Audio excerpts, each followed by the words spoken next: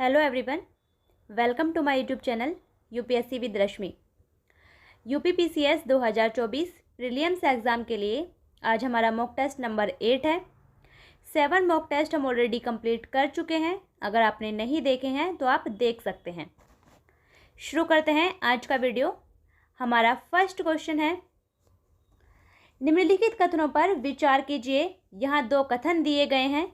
हमें कूट की सहायता से बताना है कि इनमें से कौन सा ऑप्शन सही है।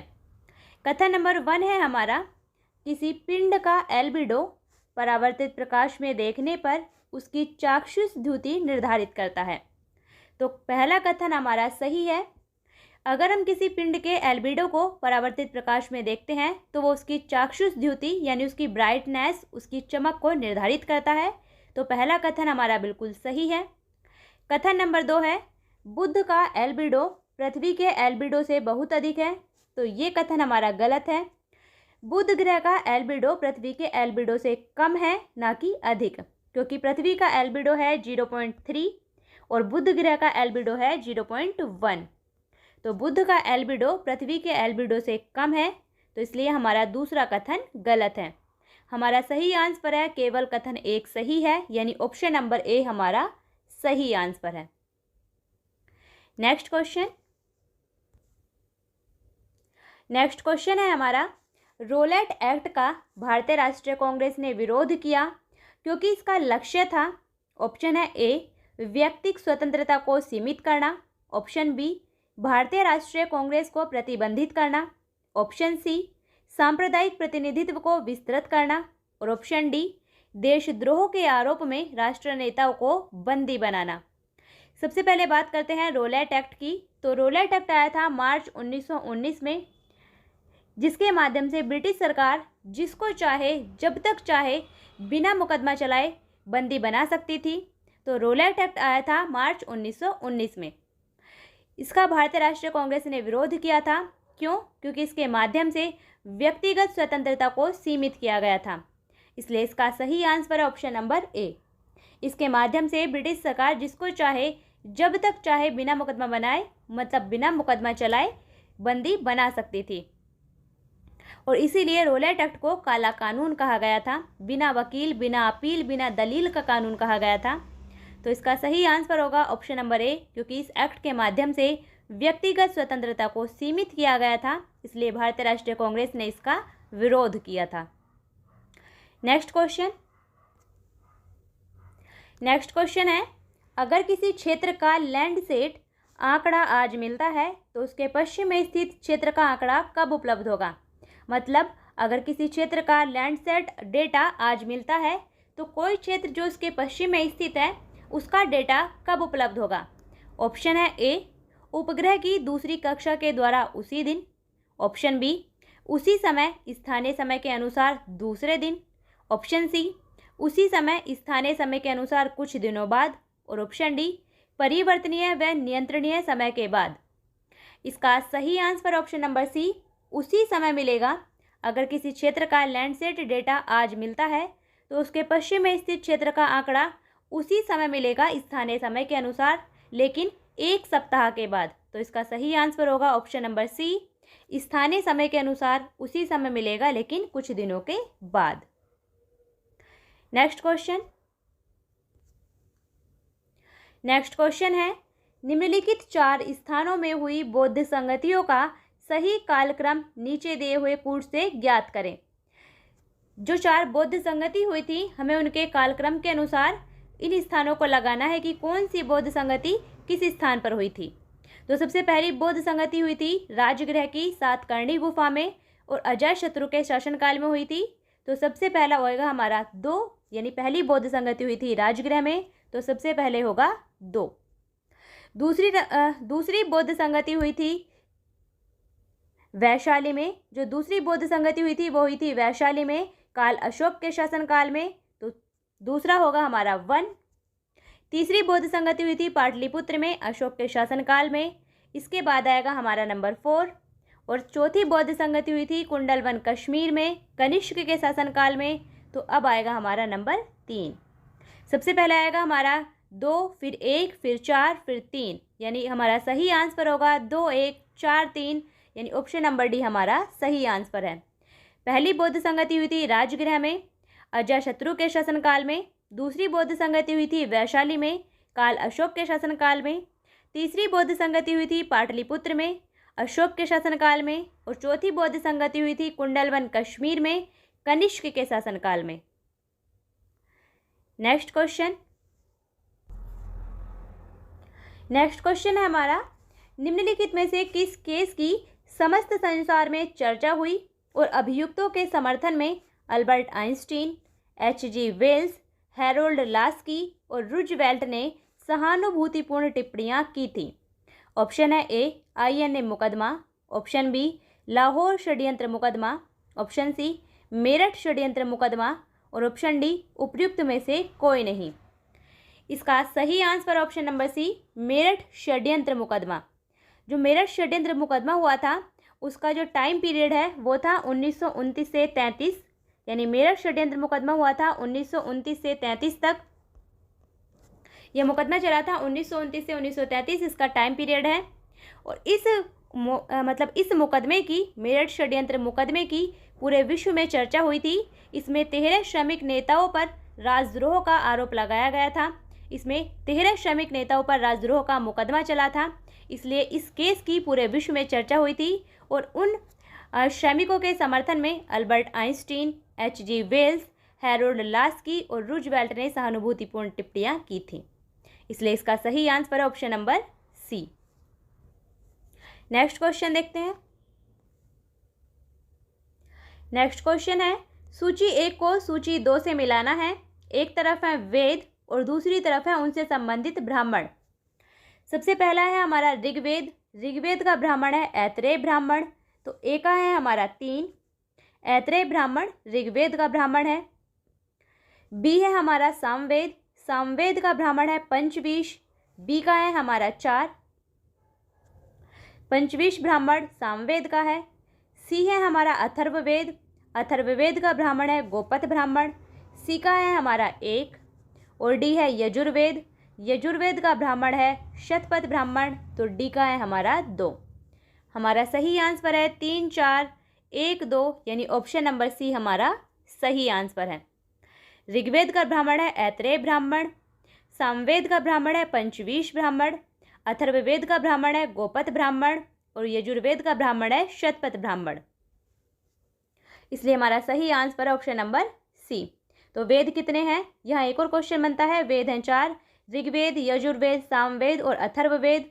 और इनमें से ऋग्वेद, यजुर्वेद और सामवेद को वेद त्रय भी कहा जाता है, ये भी आपको ध्यान रखना है। नेक्स्ट क्वेश्चन है, निम्नलिखित युग्मों में से कौन सही सुमेलित है। यहाँ 4 ऑप्शन दिए गए हैं, हमें बताना है कि इनमें से कौन सा सही सुमेलित है।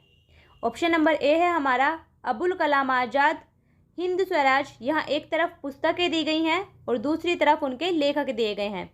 तो हिंद स्वराज के लेखक अबुल कलाम आज़ाद थे, ये हमारा गलत है, क्योंकि हिंद स्वराज पुस्तक के लेखक महात्मा गांधी थे। हिंद स्वराज पुस्तक महात्मा गांधी की पुस्तक है, इसलिए ये हमारा गलत है। ऑप्शन नंबर बी है Annie Besant, new India. New India Annie Besant की पुस्तक थी, ये बिल्कुल सही सुमेलित है और हमें सही ही बताना है, इसलिए इसका सही answer option number B, New India Annie Besant की पुस्तक थी। ऑप्शन नंबर सी है कॉमनवेल्थ पत्रिका का संपादन, यानी कॉमनवेल्थ पत्रिका निकालती थी एनी बेसेंट, इसकी संपादक थी एनी बेसेंट, ना कि बाल गंगाधर तिलक, इसलिए ये भी हमारा गलत सुमेलित है। और ऑप्शन डी है इंडिया विंस फ्रीडम, ये पुस्तक महात्मा गांधी की नहीं है। इंडिया विंस फ्रीडम पुस्तक के लेखक हैं अबुल कलाम आज़ाद, इसलिए ये भी हमारा बिल्कुल गलत है। नेक्स्ट क्वेश्चन है, सूची 1 को सूची 2 से मिलाना है। एक तरफ है संविधान के भाग या उनसे संबंधित अनुच्छेद और दूसरी तरफ है संविधान के प्रावधान। हमें मिलाना है कि किस संविधान के किस भाग में किस चीज़ का प्रावधान किया गया है। सबसे पहला है हमारा मौलिक अधिकार। मौलिक अधिकारों का वर्णन मिलता है हमें भारतीय संविधान के भाग 3 में, ए का है हमारा 2। बी है हमारा मौलिक कर्तव्य। मौलिक कर्तव्यों का वर्णन मिलता है संविधान के भाग 4A में, तो बी का है हमारा 1। सी है हमारा संघ सरकार। संघ सरकार का वर्णन मिलता है संविधान के भाग 5 में, तो सी का है हमारा 4। और डी है आपात उपबंध। आपात उपबंध का वर्णन मिलता है संविधान के भाग 18 में, तो डी का है हमारा 3। हमारा सही आंसर है 2, 1, 4, 3, यानी ऑप्शन नंबर ए हमारा सही आंसर है। एक तरफ है संविधान के भाग और दूसरी तरफ है उनसे संबंधित प्रावधान। मौलिक अधिकारों का वर्णन संविधान के भाग 3 में, मौलिक कर्तव्यों का वर्णन संविधान के भाग 4A में, संघ सरकार का वर्णन संविधान के भाग 5 में और आपातकालीन उपबंध का वर्णन संविधान के भाग 18 में मिलता है। नेक्स्ट क्वेश्चन है सूची 1 को सूची 2 से मिलाना है। एक तरफ है तीर्थंकर और दूसरी तरफ है उनके प्रतिमा लक्षण। सबसे पहला है हमारा आदिनाथ। आदिनाथ कहते हैं ऋषभ देव को। तो आदिनाथ का जो प्रतीक चिन्ह है वो है वृषभ, तो ए का है हमारा 1। बी है हमारा मल्लीनाथ। मल्लीनाथ का प्रतीक चिन्ह है जल कलश, बी का है हमारा 4। सी है पार्श्वनाथ। पार्श्वनाथ का प्रतीक चिन्ह है सर्प, सी का है हमारा 3। और डी है संभवनाथ। संभवनाथ का प्रतीक चिन्ह है अश्व, तो डी का है हमारा 2। हमारा सही आंसर है 1, 4, 3, 2, यानी ऑप्शन नंबर ए हमारा सही आंसर है। आदिनाथ यानी ऋषभ देव का प्रतीक चिन्ह है वृषभ, मल्लीनाथ का प्रतीक चिन्ह है जल कलश, पार्श्वनाथ का प्रतीक चिन्ह है सर्प और संभवनाथ का प्रतीक चिन्ह है अश्व। नेक्स्ट क्वेश्चन है नाई धोबी बंद सामाजिक बायकॉट का एक स्वरूप था जो 1919 में ऑप्शन ए किसानों के द्वारा प्रतापगढ़ जिले में चलाया गया था, ऑप्शन बी साधुओं के द्वारा चलाया गया आंदोलन जिससे निम्न जाति के लोगों का उद्धार हो सके, ऑप्शन सी जमींदारों द्वारा गांव की निम्न जातियों के विरुद्ध उठाया गया कदम और ऑप्शन डी निम्न जातियों द्वारा ठेकेदारों के विरुद्ध उठाया गया आंदोलन। इसका सही आंसर है option number A.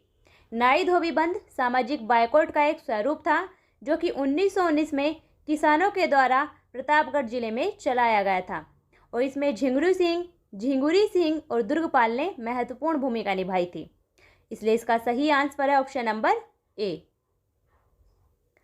Next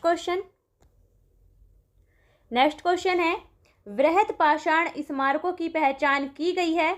option है ए सन्यासी गुफाओं के रूप में, ऑप्शन बी मृतक को दफनाने के स्थान के रूप में, ऑप्शन सी मंदिर के रूप में और ऑप्शन डी उपयुक्त में से कोई नहीं। इसका सही आंसर है ऑप्शन नंबर बी मृतक को दफनाने के स्थान के रूप में। नवपाषाण काल में जो वृहत पाषाण स्मारकों की पहचान की गई है, यानी नवपाषाण काल के जो वृहत पाषाण स्मारकों की पहचान की गई है वो की गई है मृतक को दफनाने के स्थान के रूप में, इसलिए इसका सही आंसर है option number B. Next question है होम रूल आंदोलन भारत के स्वतंत्रता संग्राम के एक नए चरण के आरंभ का द्योतक था क्योंकि ऑप्शन ए इसने देश के सामने स्वशासन यानी सेल्फ गवर्नमेंट की एक ठोस योजना रखी, ऑप्शन बी आंदोलन का नेतृत्व गांधी जी के हाथ में आ गया, ऑप्शन सी हिंदुओं और मुसलमानों ने एक संयुक्त संघर्ष प्रारंभ किया और ऑप्शन डी इसने अतिवादियों और उदारवादियों के बीच पुनर्मेल स्थापित किया। इसका सही आंसर है option number A. Home rule आंदोलन भारत के स्वतंत्रता संग्राम के एक नए चरण के आरंभ का द्योतक था। क्योंकि होम रूल आंदोलन ने देश के सामने एक स्वशासन की ठोस योजना रखी थी। इसने देश के सामने स्वशासन की एक ठोस योजना रखी थी और भारत में होम रूल लीग की स्थापना की गई थी अप्रैल 1916 में बाल गंगाधर तिलक के द्वारा और सितंबर 1916 में एनी बेसेंट के द्वारा। ये भी आपको ध्यान रखना है। नेक्स्ट क्वेश्चन है सिंधु घाटी संस्कृति वैदिक सभ्यता से भिन्न थी, क्यों? इस ऑप्शन ए इसके पास विकसित शहरी जीवन की सुविधाएं थी, ऑप्शन बी इसके पास चित्रलेखीय लिपि थी, ऑप्शन सी इसके पास लोहे और रक्षा शस्त्रों के ज्ञान का अभाव था और ऑप्शन डी उपयुक्त सभी। इसका सही आंसर ऑप्शन नंबर डी उपयुक्त सभी। सिंधु घाटी की सभ्यता वैदिक सभ्यता से भिन्न थी, क्यों? क्योंकि इसके पास विकसित शहरी जीवन की सुविधाएं थी। बिल्कुल सही है, क्योंकि सिंधु घाटी की सभ्यता एक नगरीय सभ्यता थी और ये अपने नगर नियोजन के लिए प्रसिद्ध थी। ऑप्शन बी है, इसके पास चित्रलेख लिपि थी। ये भी बिल्कुल सही है। सिंधु घाटी की सभ्यता में भाव चित्रात्मक लिपि का उल्लेख मिलता है। और ऑप्शन सी है, इसके पास लोहे और रक्षा शस्त्रों के ज्ञान का अभाव था। तो ये भी बिल्कुल सही है। सिंधु घाटी सभ्यता में लोहे की खोज नहीं हुई है। वहाँ सिंधु घाटी सभ्यता से लोहे के अवशेष नहीं मिले हैं। इसलिए इसका सही आंसर ऑप्शन नंबर डी। इन सभी कारणों से सिंधु घाटी संस्कृति यानी सिंधु घाटी की सभ्यता वैदिक सभ्यता से भिन्न थी। नेक्स्ट क्वेश्चन है, कथन और कारण दिया गया है। कूट की सहायता से हमें बताना है कि इनमें से कौन सा ऑप्शन सही है। कथन है हमारा, 1857 में प्रथम स्वतंत्रता संग्राम ब्रिटिश सरकार से स्वतंत्रता प्राप्त करने में असफल रहा। तो ये बिल्कुल सही कथन है। जो 1857 में प्रथम स्वतंत्रता संग्राम हुआ था वो ब्रिटिश सरकार से स्वतंत्रता प्राप्त करने में असफल रहा था। ये बिल्कुल सही कथन है। और कारण है, बहादुर शाह जफर के नेतृत्व को जन सहयोग नहीं मिला था और अधिकांश महत्वपूर्ण रियासतों के शासक उनका साथ देने में कतरा गए। कारण भी हमारा बिल्कुल सही है। 1857 की क्रांति में उसके असफल होने का सबसे बड़ा कारण था जो भारत के महत्वपूर्ण रियासतों के शासक थे उन्होंने अंग्रेजों का साथ दिया था। इसलिए कारण हमारा बिल्कुल सही है। बहादुर शाह जफर के नेतृत्व को जन सहयोग नहीं मिला था क्योंकि अधिकांश महत्वपूर्ण रियासतों के शासक उनका साथ देने में कतरा गए। इसलिए इसका सही आंसर होगा, कथन और कारण दोनों सही हैं और कारण कथन की व्याख्या भी कर रहा है, यानी ऑप्शन नंबर ए हमारा सही आंसर है। और 1857 की क्रांति जो स्टार्ट हुई थी वो हुई थी 10 मई 1857 को मेरठ से। ये भी आपको ध्यान रखना है। नेक्स्ट क्वेश्चन है, सूची 1 को सूची 2 से मिलाना है। एक तरफ है विभिन्न धर्म और दूसरी तरफ है उनके पवित्र स्थान। सबसे पहला है हमारा जैन धर्म। जैन धर्म का पवित्र स्थान है पावापुरी। ए का है हमारा 3। बी है हिंदू धर्म। हिंदू धर्म का पवित्र स्थान है वाराणसी। तो बी का है हमारा 4। सी है इस्लाम धर्म। इस्लाम धर्म का पवित्र स्थान है मदीना। तो सी का है हमारा 1। और डी है ईसाई धर्म। ईसाई धर्म का पवित्र स्थान है वेटिकन सिटी जो कि इटली में है। तो डी का है हमारा 2। हमारा सही आंसर है 3, 4, 1, 2 यानी ऑप्शन नंबर सी हमारा सही आंसर है। जैन धर्म का पवित्र तीर्थ स्थान है पावापुरी। हिंदू धर्म का पवित्र तीर्थ स्थान है वाराणसी। इस्लाम धर्म का पवित्र तीर्थ स्थान है मदीना और ईसाई धर्म का पवित्र तीर्थ स्थान है वेटिकन सिटी। नेक्स्ट क्वेश्चन है, निम्नलिखित में से कौन 1916 के लखनऊ के कांग्रेस अधिवेशन के विषय में असत्य है। यहाँ 1916 में जो कांग्रेस का लखनऊ अधिवेशन हुआ था उसके संबंध में 4 कथन दिए गए हैं। हमें बताना है कि इनमें से कौन सा असत्य है, यानी कौन सा कथन गलत है। ऑप्शन नंबर ए है हमारा, अंबिका चरण मजूमदार ने इसकी अध्यक्षता नहीं की थी। तो ये कथन हमारा गलत है और हमें गलत ही बताना है। इसलिए इसका सही आंसर है ऑप्शन नंबर ए। 1916 के लखनऊ अधिवेशन की अध्यक्षता यानी 1916 में जो कांग्रेस का लखनऊ अधिवेशन हुआ था उसकी अध्यक्षता अंबिका चरण मजूमदार ने ही की थी। इसलिए ये हमारा ऑप्शन गलत है क्योंकि यहाँ बोला गया है कि अंबिका चरण मजूमदार ने इसकी अध्यक्षता नहीं की थी, जबकि इसकी अध्यक्षता अंबिका चरण मजूमदार ने ही की थी। ऑप्शन बी है हमारा, इस अधिवेशन में उदारवादियों और उग्रवादियों के बीच पुनः मेल स्थापित हुआ था। तो ये कथन बिल्कुल सही है। 1916 के कांग्रेस के लखनऊ अधिवेशन में ही उदारवादियों और उग्रवादियों के बीच पुनः मेल स्थापित हुआ था और उदारवादियों उग्रवादियों के बीच पुनर्मिलन की जो प्रक्रिया थी इसमें सबसे महत्वपूर्ण भूमिका निभाई थी एनी बेसेंट और बाल गंगाधर तिलक ने। यह भी आपको ध्यान रखना है। ऑप्शन नंबर सी है, महात्मा गांधी पहली बार चंपारण के किसानों की समस्याओं से अवगत कराए गए थे। तो ये ऑप्शन भी हमारा बिल्कुल सही है। 1916 के कांग्रेस के लखनऊ अधिवेशन में ही पंडित राजकुमार शुक्ल ने पहली बार महात्मा गांधी को चंपारण के किसानों की समस्याओं से अवगत कराया था। इसलिए ये ऑप्शन भी हमारा सही है। नेक्स्ट नेक्स्ट क्वेश्चन है, निम्नलिखित वक्तव्यों पर विचार कीजिए। कथन और कारण दिया गया है। कूट की सहायता से हमें बताना है कि इनमें से कौन सा ऑप्शन सही है। कथन है हमारा, लीग यानी मुस्लिम लीग ने कांग्रेस के मुस्लिम जनता के साथ मिलकर उद्देश्य पूर्ति में लगाने के अधिकार को मानने से मना कर दिया।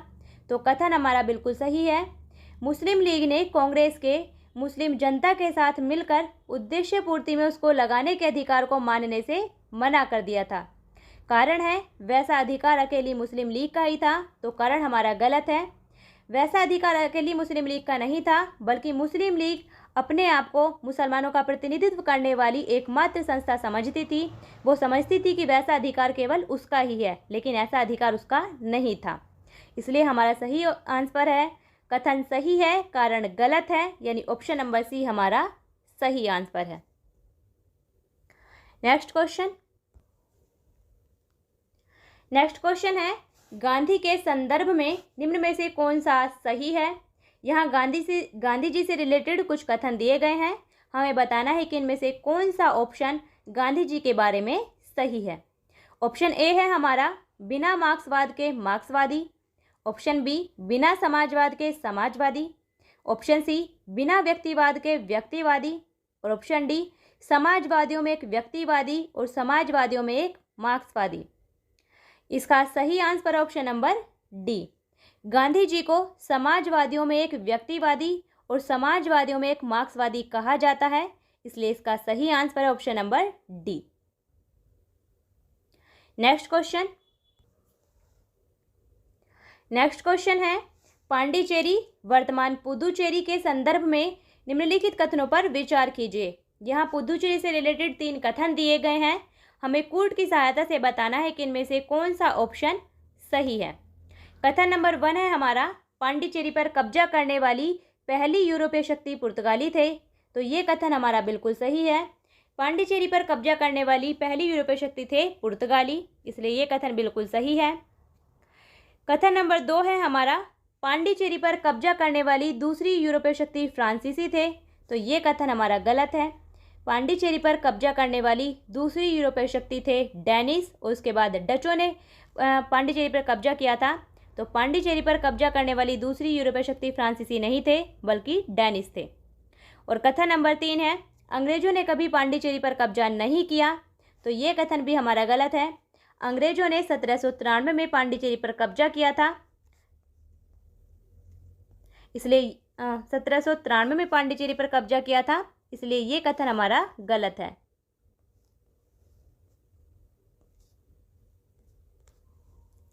हमारा सही आंसर होगा ऑप्शन ए, यानी केवल एक कथन सही है, इसलिए हमारा सही आंसर है option number A. Next question है, राष्ट्रीय आंदोलन की अवधि में जिस घटना में मतभेद के बीज थे और वह घटना जिसने अंततः देश का विभाजन कराया, वह थी ऑप्शन ए, वर्ष 1906 में मुस्लिम लीग की स्थापना। ऑप्शन बी, वर्ष 1905 में बंगाल का विभाजन। ऑप्शन सी, गांधी जी द्वारा खिलाफत आंदोलन को समर्थन। ऑप्शन डी, विधानसभाओं में मुसलमानों के लिए पृथक निर्वाचन क्षेत्रों और स्थानों का आरक्षण। इसका सही आंसर है ऑप्शन नंबर डी। 1909 के पार्लियामेंटो सुधार के द्वारा जो विधानसभाओं में मुसलमानों के लिए पृथक निर्वाचन क्षेत्रों का आरक्षण किया गया था, वो राष्ट्रीय आंदोलन की अवधि में वह घटना थी जिसमें मतभेद के बीज थे और वह जिसने अंततः देश का विभाजन कराया था। इसलिए इसका सही आंसर है ऑप्शन नंबर डी। राष्ट्रीय आंदोलन की अवधि में वह घटना जिसमें मतभेद के बीज थे और वह जिसने देश का विभाजन कराया था, वह थी विधानसभाओं में मुसलमानों के लिए पृथक निर्वाचन क्षेत्रों और स्थानों का आरक्षण। नेक्स्ट क्वेश्चन है, महात्मा गांधी ने खिलाफत आंदोलन का समर्थन क्यों किया। ऑप्शन ए, खलीफा ने क्रांतिकारियों को शरण दी थी। ऑप्शन बी, गांधी जी ने अंग्रेजों के खिलाफ अपने आंदोलन में भारतीय मुसलमानों का सहयोग प्राप्त करना चाहा था। ऑप्शन सी, खलीफा ने भारत के स्वतंत्रता आंदोलन का समर्थन किया। ऑप्शन डी, खलीफा गांधी जी के अच्छे मित्र थे। इसका सही answer option number B, Mahatma Gandhi ने खिलाफत आंदोलन का समर्थन इसलिए किया था क्योंकि गांधी जी ने अंग्रेजों के खिलाफ अपने आंदोलन में यानी देश की आंदोलन में भारतीय मुसलमानों का सहयोग प्राप्त करना चाहा था। इसलिए गांधी जी ने खिलाफत आंदोलन का समर्थन किया था। तो हमारा सही आंसर है ऑप्शन नंबर बी। ये था हमारा आज का वीडियो जिसमें हमने मॉक टेस्ट नंबर 8 कंप्लीट किया है। 7 मॉक टेस्ट हम ऑलरेडी कंप्लीट कर चुके हैं। अगर आपने नहीं देखे हैं तो आप देख सकते हैं। और कुछ कमेंट आई थी कि क्या इतने सिंपल क्वेश्चन आ रहे हैं, तो आपकी जानकारी के लिए बता दूं, कोई भी क्वेश्चन सिंपल या हार्ड आपकी जानकारी पर डिपेंड करता है। अगर आपको उस क्वेश्चन की जानकारी है तो आपके लिए वो क्वेश्चन बहुत ही सिंपल होगा, और अगर आपको उस क्वेश्चन की जानकारी नहीं है तो आपके लिए वो क्वेश्चन हार्ड होगा। इसलिए कोई भी क्वेश्चन सिंपल है या हार्ड है वो आपकी जानकारी पर डिपेंड करता है। इसलिए अच्छे से पढ़िए, रिवाइज करिए। फिर मिलते हैं नेक्स्ट वीडियो में। तब तक के लिए बेस्ट ऑफ लक।